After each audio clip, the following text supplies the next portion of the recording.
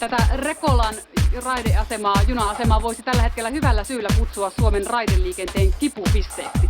Sunnuntai vastaisena yönä tuonne raiteiden väliin meni ilkivallan tekijä, joka rikkoi tuon turvalaitekaapin, joka siis ohjaa noita liikennevaloja siellä. Tällä hetkellä tämä palannut koppi on viety pois ja jäljellä on vain tuo kuoppa ja poliisin nauhaa.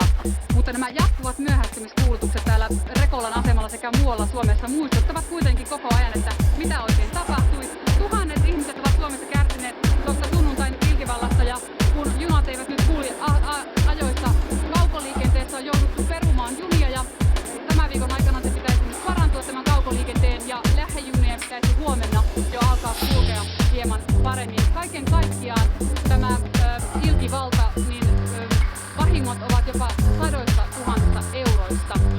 Liikenneviraston tekninen johtaja Markku Nummeli, pitääkö tämä todella paikkansa, että kuinka suuresta tappiosta tässä on todella kyse? Varmasti satoja tuhansia euroja. Toki suurin harmi on tämä liikennehaitta matkustajille.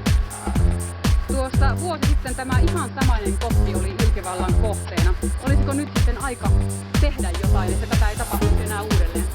No, tässä on palosuojausta vahvistettu, mutta nyt näköjään joudumme edelleen vahvistamaan suojauksia, lisäämään kameravalvontaa, aitauksia. No, tilastollisesti tämä ilkivalta lisääntyy aina koulujen lopussa ja ennen koulujen alkuja. Ollaanko nyt sitten valmistauduttu ensi syksyyn? Ollaanko tehty kesän aikana jotain, että ei lisääntyisi ilkivalta?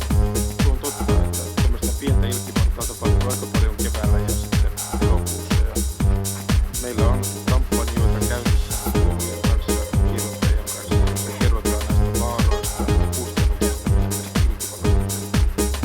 Ja todella, jos vielä muistutettaisiin sitä, että mitä tapahtuu,